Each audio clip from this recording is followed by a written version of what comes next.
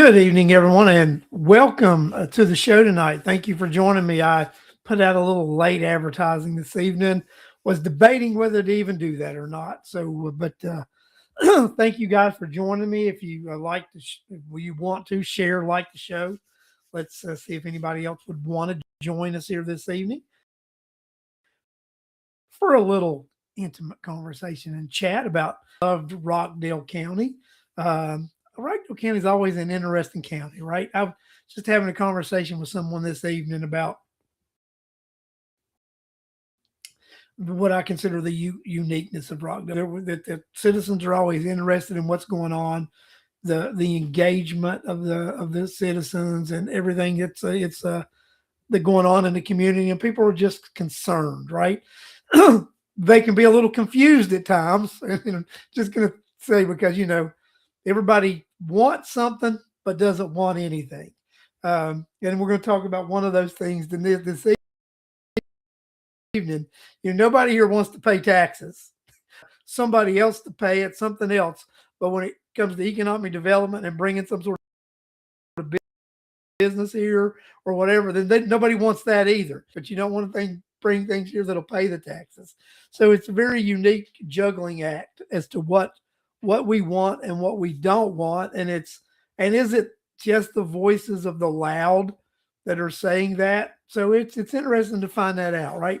So, but yeah, it's a little crazy. So we say we've got a nice little audience building. People have said hello. Let me go in here and say howdy to folks, so we know people know that we've acknowledged them. So Charlotte Gellert, thanks for joining us today. Charlotte, Mary Boysworth, thank you. Mary Lee Wright, Joy Powers, nice to have you on here. Joy Clayton Orwig, Mr. Jesus Lopez, nice to have you. Justin Kinney, Cheryl Moulton, and Corliss Turner, and my good friend Buca Russo. Nice to have all you guys joining us here tonight on the show, and we're gonna get into some conversation about some things.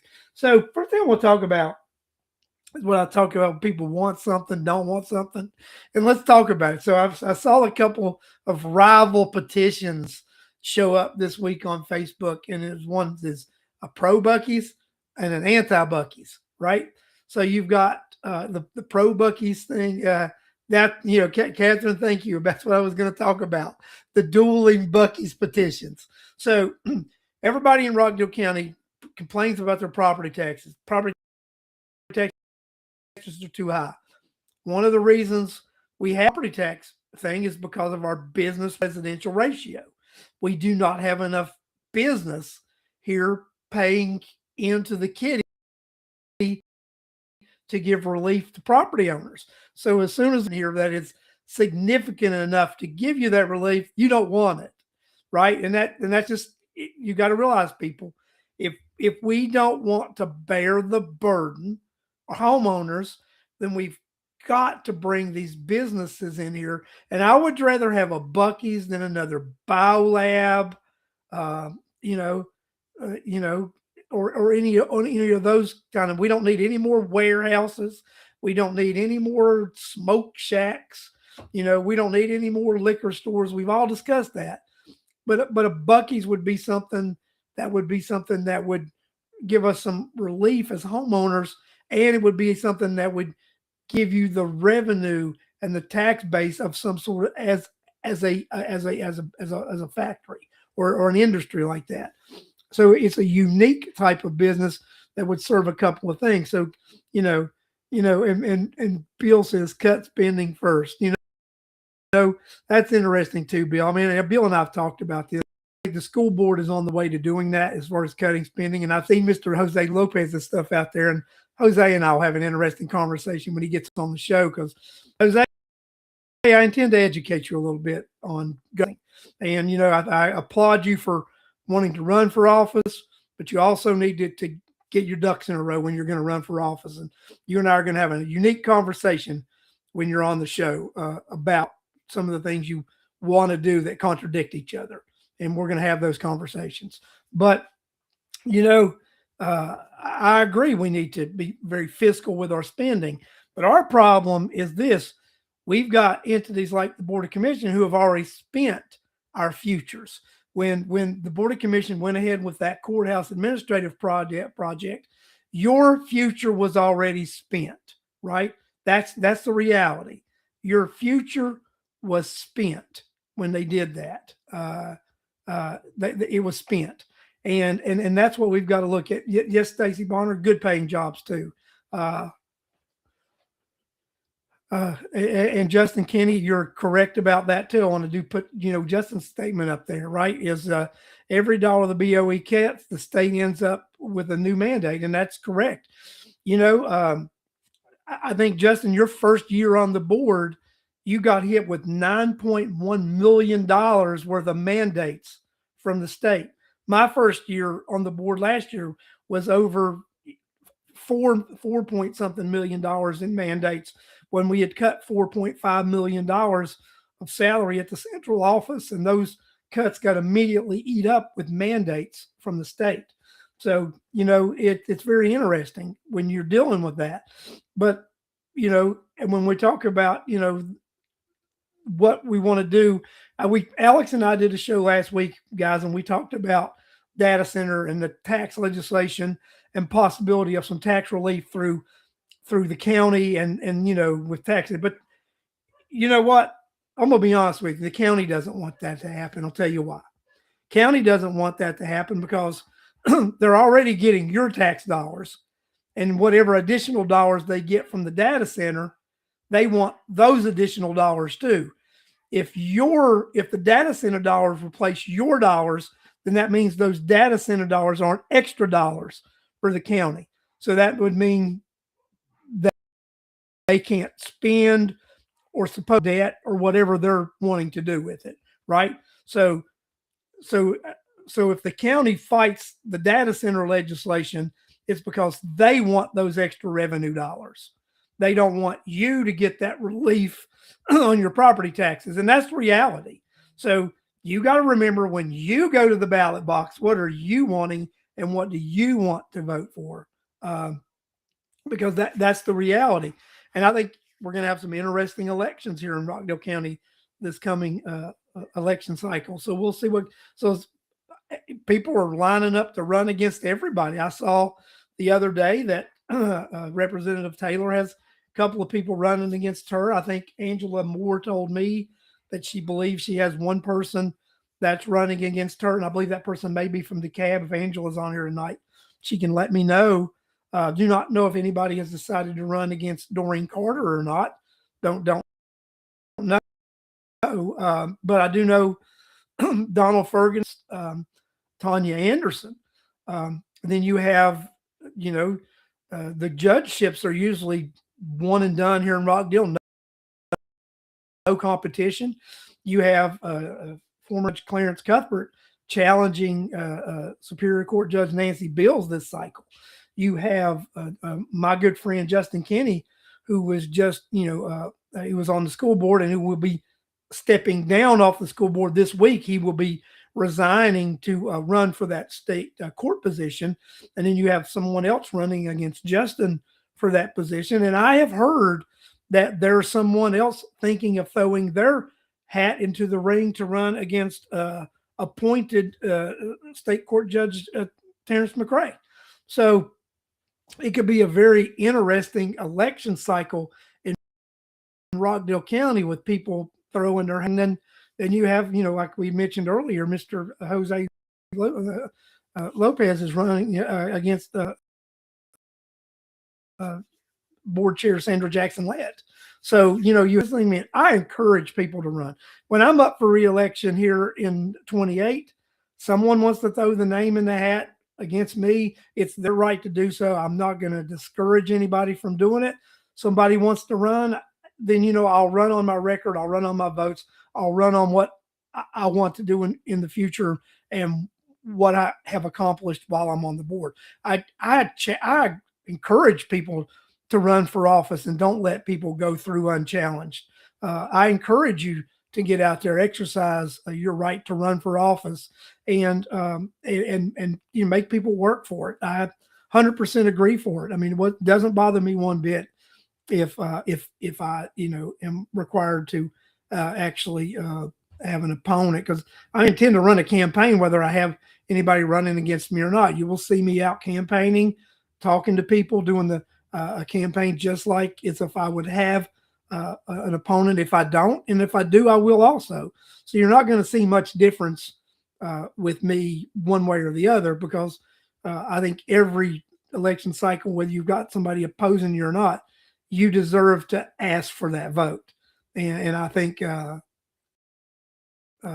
will do that, But look, guys, it's going to be interesting here in Rockdale County. This we've got a lot of things happening, as you guys may or may not know, and I think most of you guys on the show may. But our current superintendent of Rockdale County Public Schools, Shirley Chesser, announced her retirement. She intends on retiring as of June 30th of 26, but the school board reached out. They asked her if she would stay on for an additional month to transition through some things and give the school board an extra little bit of time to hire her replacement. So she had agreed, and the school board just voted this past week to actually extend Ms. Chesser's contract to July 31st. So Ms. Chesser and the board did agree on an extra month of employment for Ms. Chesser, not for her to not leave until July 31st instead of the June 30th contract. But it's going to be, we got interesting times coming up. And then the state budget cycle. So the state, when you look at what they've done so far with the budget, and they'll have to go into their, the House and Senate, into their committees to work out the differences. But it looks like to me both sides have agreed on the tax rebates for taxpayers, and they've also put in the budget that they want to do the excuse me, those property tax relief also, like the governor did a few years ago. Like when he did like $500, I think they have that money in the budget also to do those same things. With that being said, it looks like both of those pieces of legislation, when I talk about both pieces of legislation, I'm talking about the legislation to end property taxes and the legislation to end income taxes, I believe are both going to happen. I think that they're lining up to get those votes, and I think it looks like they're both going to happen. So it's going to be interesting. I think it's going to be it is going to be very interesting with what happens there, and that those two pieces of legislation, ending property tax and ending income tax, they look real good on the surface, but they could end up costing you more money than what you think when they start replacing those property property taxes with fees and other assessments. So it could be very interesting. That is correct. Superintendent only signed a 1-year contract, and that's what she was offered, a 1-year contract. And then we were going to the board was going to begin negotiations with the superintendent here in the near future, and the superintendent decided to retire. So the board also, at the meeting this past week, voted to enter into an agreement with the Georgia School Board Association to begin the superintendent search. So that's also public record, and it was a public vote. So the board voted, there were 5 board members present, 5-0, to engage the Georgia School Board Association in their services on looking for a superintendent with a superintendent search. So that is happening here also. So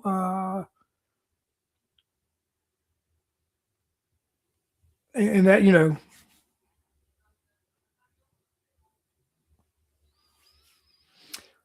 so Corliss, Larry, these campaign candidates just campaigning and using what's most important to the citizens.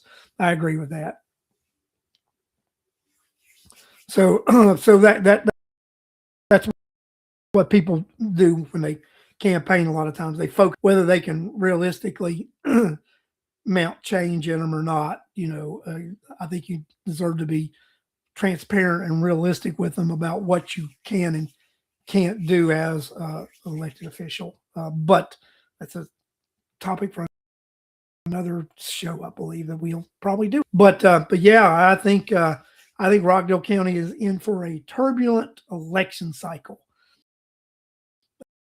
And sometimes it gets that way in this county. This is earlier today with conversation, a very turbulent county sometimes when it comes to these issues and what's going on with all this kind of stuff. So I'm excited about what we have for the future of Rockdale County.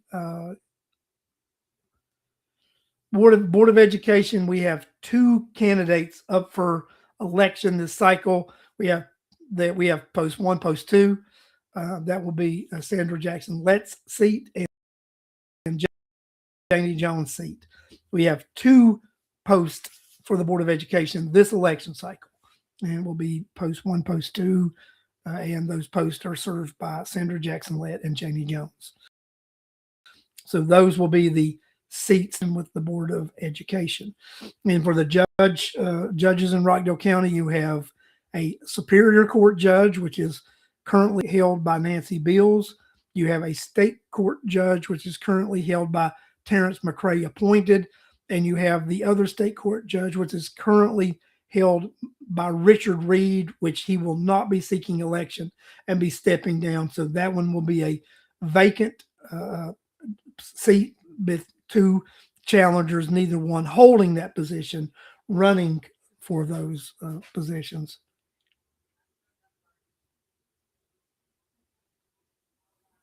And that's what goes on. So we'll see what goes on with this. And I think, the property tax stuff is going to be a big issue, because whatever comes out of the legislature this year, we're going to have to deal with it as citizens, right? So, and the thing about the way they're going to do is phase in both of these over time. So I think the first couple of years you'll have small impact. Then by about year 3 of both of those pieces of legislation, you'll start feeling the impact of those legislations as more fees and assessments and sales taxes start creeping in on you at that point. So remember, these are shifts. They are not relief, and that's just the way it works. They will be money shift. The money's going to get collected some way. It's just going to be collected a different way.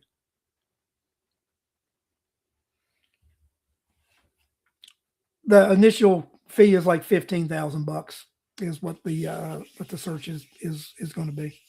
And you got to remember last year when we when Dr. Oates left, there was no search because we hired internally at that point. So this time we will be doing a search, and that initial search is $15,000, and I think some additional charges with that, like if there's some sort of travel or whatever with the committee, but all that would be subject to open records. So whatever that ends up costing, the citizens of the county will end up know what it ends up costing that for that search.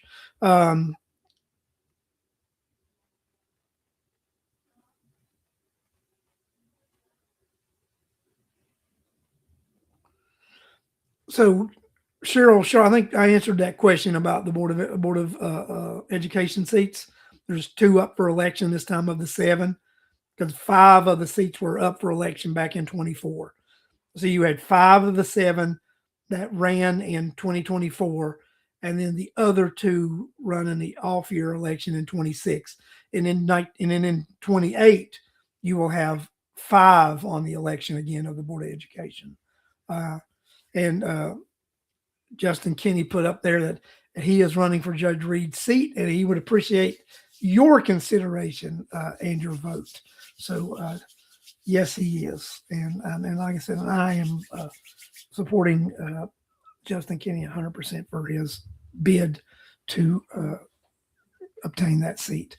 But yeah, I think it's, very interesting. And then you've got our post one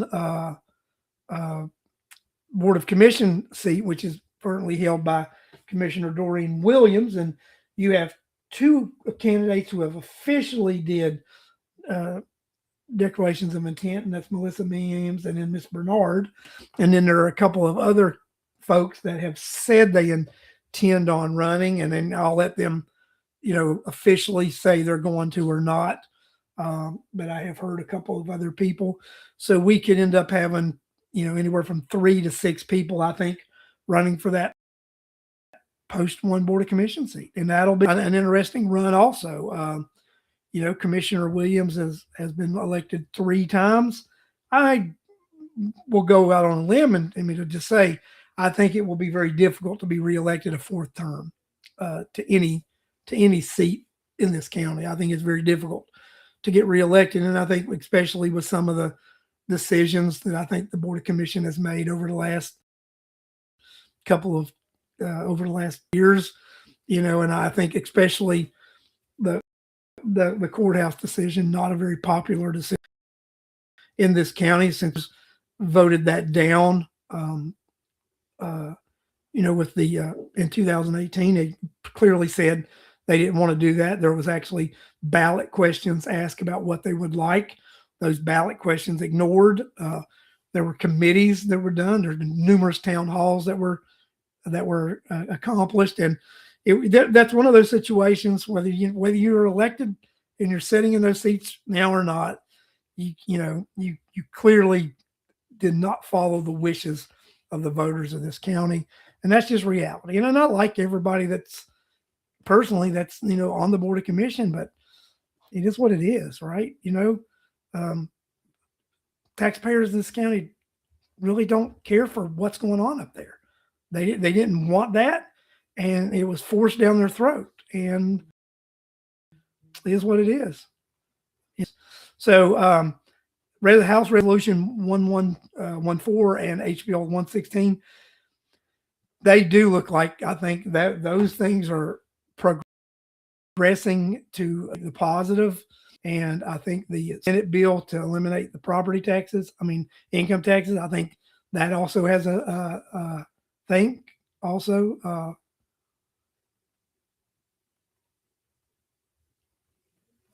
And it is 100% Joy. You're right. It does. And it's done, but people have to pay the consequences when they do something like that.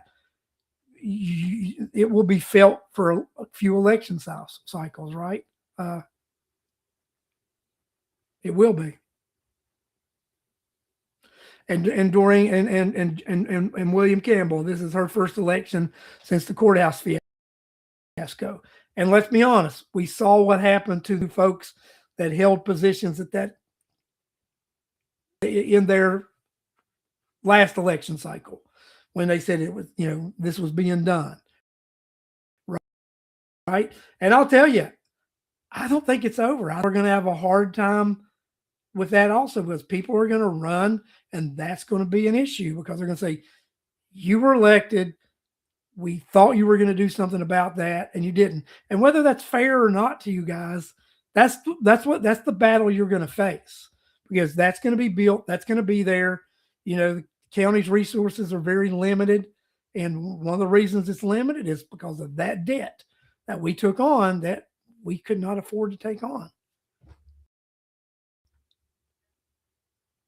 Cheryl, I've talked about that several times on this show, about the mandates that come from the state.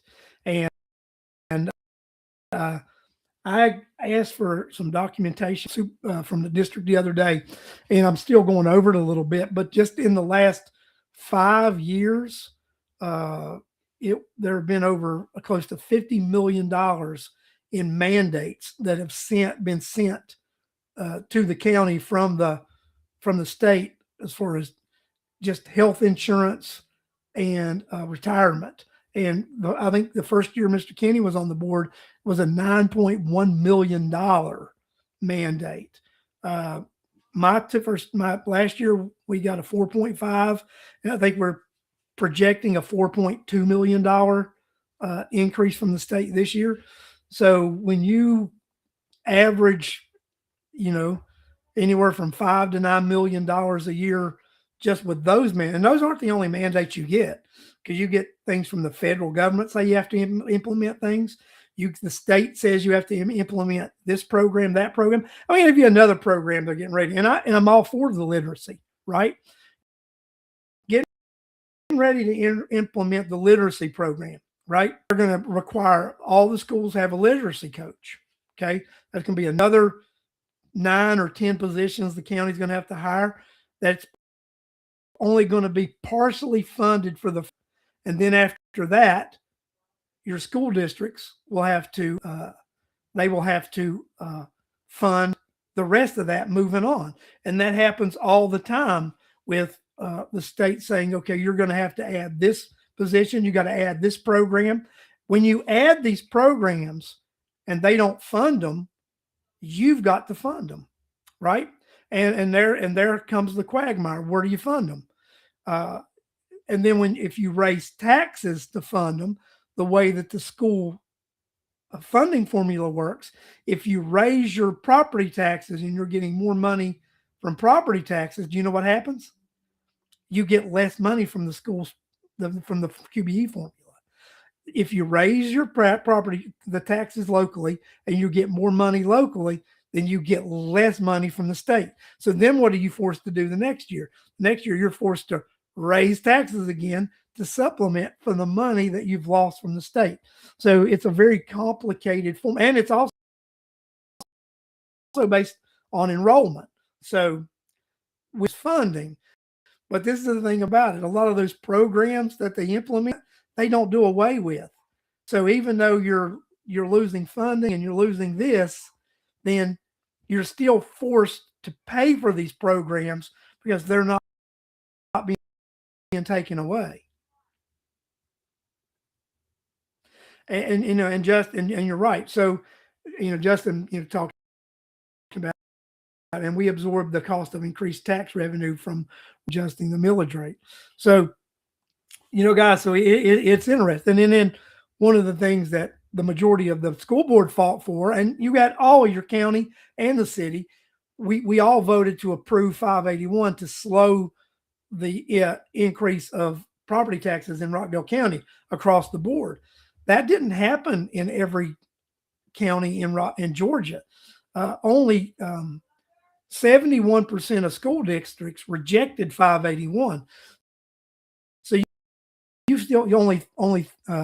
so you've got the counties out there that are still going to use the old system until I think next year when they start eliminating property taxes, and that's going to happen. But they're not eliminating property taxes on commercial or rental, just on homestead properties. And then they're going to cap the amount that can be increased yearly on the businesses. And that's if 1114 and 116 pass, which I think they have a good chance of passing, especially with it being an election cycle. And it's going to be a big impact. Now, I mean, Alex and I were on the show last week. Let's just say you're a senior citizen and you owe $2,500 in taxes, and that goes away by 2032. There's a good chance you owe $3,000 in fees instead of those $2,500 in taxes. It's just the reality, because they're going to shift that money. It's going to, that money is not going to go away. It's just going to be shifted. So that you know, that's the reality of what goes on, right? So it's crazy how everything works out there today, but that is what we're dealing with, you know. So I think it's going to be interesting. So and it is going to be crazy, and you know, we're going to see what happens. I don't think that the eliminating the property tax legislation the way it is written right now, at the end of the day, come 2033, 2034, I don't think you citizens are going to be as happy as you think you are with this elimination. I really don't. Not unless there's some other changes made between then and now. Because the way this thing is set to play out, it's just going to shift. You're going to pay the money. You're just going to pay it somewhere else instead of there. And I think it may be where it comes out somewhere else. And we'll have to wait and see how all that comes about. But it is going to be very, very interesting. So we will see how all that goes. Well, guys, I'll tell you, I've done a little 30 minutes here today. I really, came on here, had a few notes, some things I wanted to talk about. I brought, these things to your attention this evening. So let's see what goes on. Cheryl said, don't tell us that. Hey, on Speak Your Mind with host Larry Cox, I don't only just speak my mind, but I try to tell you the facts. I try to tell you the truth. I mean, truth can be very painful when you hear it, because, I've talked to some of these legislators, and publicly they say everything's fully funded. It's all going to work smoothly. Behind the scenes, they'll say probably not going to be fully funded, and county governments and Board of Educations are probably going to struggle. That's what they tell you privately. Publicly, it's bed of roses because this is a great cramped re-election thing. I'm eliminating your property taxes. I'm eliminating your income tax. But behind it, well, we're going to hit you with a bunch of fees and assessments and other stuff because we ain't really not going to get the money. We're just going to get it another way. So, like be careful what you ask for, because sometimes when you get it, the pain can be a little more than what you expect. So that's what's going to happen. And that's the reality, right? So it's just going to be a shift. So we'll see. And some people, the shift may be beneficial, but for a lot of people, and that's the reality. So what I'm going to do is get off here tonight, guys. I'm going to get off here. I think I've given you guys a lot to think about. And so let's just see what goes on, right? So thank you, guys. Thank you for watching the show. Thank you for your continued due diligence in the county of seeing what goes on. So that's what goes on. John, I agree. When government struggles, government just doesn't struggle. You struggle also, because your roads suffer, the amenities that people want suffer, that you want suffer. So, like I said, let's all be careful what we ask for. Sometimes we get what we ask for, and we don't want to pay the price. Guys, thank you for joining me tonight. I will see you guys next Sunday at 8 p.m. And I would say as cycle begins to roll here into March, be looking forward to start having candidates on the show, as they'll want to start coming on and talking to you about their platform and what they want to do and what they see the future of Rockville County being. So thank you. Good night. And I will see each and every one of you